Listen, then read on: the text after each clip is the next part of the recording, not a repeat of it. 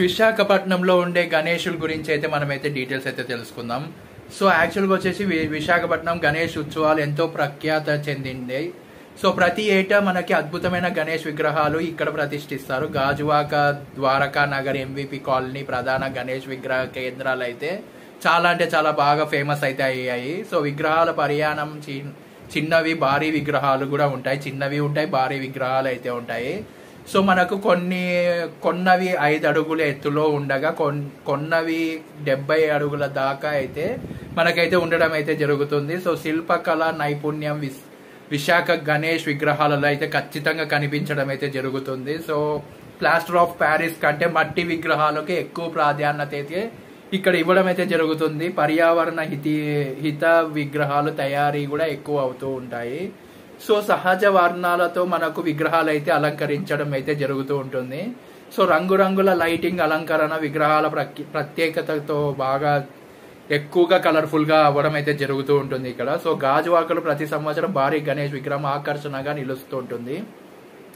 రాత్రి వేళ లైటింగ్స్ లో గణేశుడు అయితే పండగ మరింత అందంగా తీర్చిదిద్దడం అయితే జరుగుతూ ఉంటుంది. సో కళాకారులు నెల తరబడి వాళ్ళైతే విగ్రహాల తయారీలో చాలా అంటే చాలా ఎక్కువగా కష్టపడతారు. ఫస్ట్ ఆఫ్ ఆల్ వాళ్ళకైతే ఎన్నిసార్లు వాళ్ళకి చేతులెత్తి ముక్కినా కూడా వాళ్ళకి తప్పు అయితే లేదు. ఎందుకంటే ఆ దేవుణ్ణి అంత బాగా తీర్చిదిద్దిన వాళ్ళ చేతులు, వాళ్ళ కాళ్ళకి ఎన్నిసార్లు ముక్కినా కూడా ఖచ్చితంగా తప్పు అయితే లేదు. మనకు కూడా ఖచ్చితంగా వాళ్ళ బ్లెస్సింగ్స్ కంపల్సరీగా ఉండాలి. ఎందుకంటే దేవుణ్ణి తీర్చిదిద్దిన వాళ్ళు మనకి బ్లెస్సింగ్స్ ఇస్తే ఆ దేవుడే వచ్చి ఇచ్చినట్టయితే మనకైతే అనిపిస్తుంది. కాబట్టి సో మనకు విగ్రహాల డిజైన్లలో అత్యాధునిక సాంప్రదాయం కలగలిపి వాళ్ళైతే తయారు చేయడం అయితే ఉంటుంది.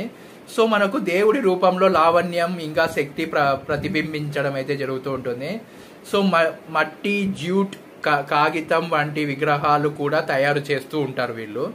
సో మనకు సముద్ర తీరంలో విగ్రహాలు నిమజ్జనం చేయడం విశాఖ ప్రత్యేకత. ఆర్కే బీచ్ వద్ద నిమజ్జనానికి భారీగా భక్తులైతే చేరుతూ ఉంటారు. ప్రతి వీధి, ప్రతి కాలనీ, ప్రత్యేక గణేష్ విగ్రహం అయితే ఉంటుంది. భక్తుల విగ్రహం ముందు ప్రత్యేక పూజలు అయితే నిర్వహిస్తూ ఉంటారు. సో మొదటి రోజు గణేష్ చతుర్థి నాడు మహాహారతి అయితే జరుగుతూ ఉంటుంది. సో ప్రతిరోజు భక్తుల కోసం సాంస్కృతిక కార్యక్రమాలు అయితే ఎక్కువగా నిర్వహిస్తూ ఉంటారు. చిన్నపిల్లలు గణేష్ పూజలో చాలా ఎక్కువగా ఉత్సాహంగా పాల్గొనడం అయితే జరుగుతూ ఉంటుంది. సో గణేష్ విగ్రహాల వద్ద అన్నదానం కూడా ప్రతిరోజు పెడుతూ ఉంటారు. భక్తుల గణేష్ విగ్రహాల వద్ద కోలాటాలు అయితే జరుగుతూ ఉంటాయి, ఆడుతూ ఉంటారు. సో ఇంకా తెలుసుకోవాలంటే wait for another part and subscribe to my channel DreamWatch 94 and like this video.